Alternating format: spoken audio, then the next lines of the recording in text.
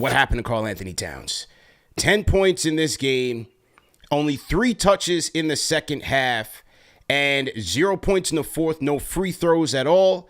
Here was Tom Thibodeau meeting with the media today. I'm going to play this soundbite, and then I kind of want to get your reaction on the whole Towns situation. Here we go.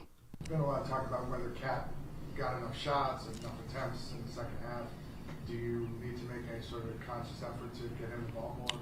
Well, I think part of it is, if they're going to commit to 2 and 3 people on him, I don't want him forcing shots. But there's things that he could do also, and we can do to get him a second and third look. So that's what we have to try to do.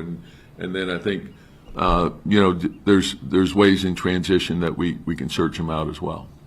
Okay, so Tibs says he had a lot of attention. Look, give credit to the other side. We got to put context. Tobias Harris did play him well, I thought, when, Detroit goes with the wing matchup and not Duren. Tobias Harris did play him quite strong as compared to game one.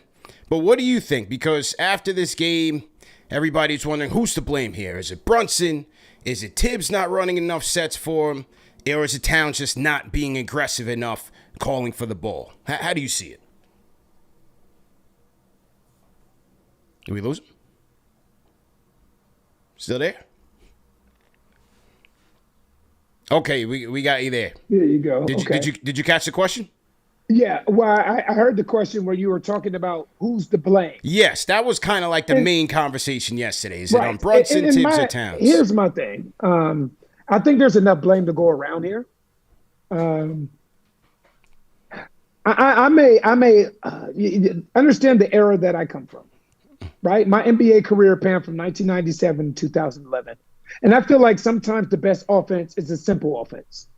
Right? I think it's a disservice to Karl Anthony Towns and the New York Knicks when you allow Karl Anthony Towns to play in Tobias Harris's arena or to play in Asir Thompson's arena. Whoever it is that they're putting on Karl Anthony Towns. Right? As long as he's tippy-toeing the three-point line, that's a win for the Detroit Pistons. My thought is if he is a mismatch, if I have Tobias Harris on him, right, advantage Karl Anthony Towns. If I have Asir Thompson on him, advantage Karl Anthony Towns. Why not put him on the box? I don't care if he gets attention or not, because when the attention comes, what that does is that makes the game more stress-free for everyone else, right? I think they're doing a disservice by him constantly tippy-toeing that three-point line. His size, his physicality is something that Tobias Harris and anybody else on the Detroit Pistons, not named Jalen Duren or Isaiah Stewart, who wasn't even in uniform for game 2, that they can deal with on that box. So why not put him there? Now, if they want to switch and say, all right, well, let's put Jalen Duren on him, now you make Jalen Duren play in Karl Anthony Towns' arena. I feel like it's letting the Detroit Pistons off the hook if you're allowing Karl Anthony Towns to simply tippy-toe that three-point line. And I definitely agree with you there. But is this a function of – because this was always my question with Towns when they brought him here, because we've kind of seen these inconsistencies before. We saw it in the Western Conference Finals against the Mavericks where – people were looking, even his teammate, Mike Conley, hey, we need him more around the rim. This was Conley on record saying we need him more around the rim and finishing through contact and finishing over the bigs. But then you had situations where Dallas is putting smaller wings on him, the P.J. Washingtons of the world, pushing him further and further away from his spots. So that's where I'm just like, man, is it more the effort needed for Towns to establish himself there, or is it a coaching factor? That's where I'm kind of lost. And I hear you. If I'm Karl Anthony Towns, I'm coming into a new situation. One of the reasons the Knicks offense was so good this year is because of Karl Anthony Towns' skill set. That's one of the reasons. The last thing you want to do in the most impactful and important time of the year is forget all that. Let's make it Jalen Brunson time. And yes, Jalen Brunson is probably the NBA's clutch player of the year. I get that. But there also has to come a point in time where you understand where your sidekick's not going, and I need to get him going. I always say, CP, that the point guard position is not a skill set, it's a mindset. It's a thought process. There are a million guys in this league that have the skill to play the point guard position, but the mind is something different. And this team, meaning this New York Knicks team, they will not reach their potential. They cannot without Karl Anthony Towns. They cannot. Yeah. Yeah. Any way you look it down, Jalen Brunson, you can be nuclear, you can go off, you can be the clutch player of the year. If you don't have that Robin running with you to be impactful, his ability to stretch the floor, put that ball on the floor and get to the rim and take advantage of his size, the New York Knicks will not get past the Detroit Pistons. They need Karl Anthony Towns. Now, that comes from everybody. Karl Anthony Towns, first and foremost, has to be more accountable, has to be more aggressive. Jalen Brunson has to recognize when he doesn't have it going and give him the basketball. And Thibs has to become more offensively creative, right? Let me put Karl Anthony Towns in some advantageous situations. So I think when I say there's enough blame to go around, I literally do mean that. Yeah, a combination of the three. I definitely get Right. that.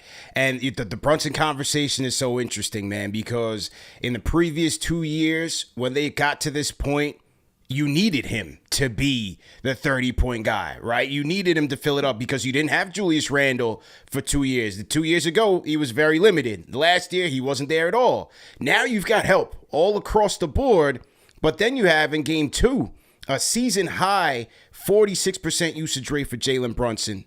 Only passed the ball to Karl Anthony Towns 12 times. That's not healthy. Yeah. It's not healthy for the Knicks. And as much as, if I'm a Knicks fan, I love the growth and the trajectory of Jalen Brunson. The bigger picture here is about the success of the team, right? You think about what made them both all-stars this year, because they both ate. They both ate. Jalen Brunson doesn't have to be the Jalen Brunson that he was last year, right? There will be different times throughout the course of the season or different times throughout the course of a particular series that he may need to turn it up a little bit. But again, you go back and think of championship teams, right? And the Knicks, they have to have that championship thought process. No one's ever done it on their own. The closest I can think of in recent history is Dirk Nowitzki, right? Where he didn't have a clear-cut identified Robin. You know, you had some guys here. Jason Kidd was pretty good. Jason Terry was pretty good, but there wasn't a 1A and a 1B. Right now, if I'm Jalen Brunson, I have to understand that who I was a year ago was awesome for that time. But you know what? Times have changed. Now you have Mikal Bridges. Now you have OG Anunoby, who's better than he was before. His offensive game. Now you have a Karl Anthony Towns who is a walking mismatch for opponents. So my job as a point guard is to now understand how can I make the game easier and stress-free for everyone else while still finding a way to eat myself.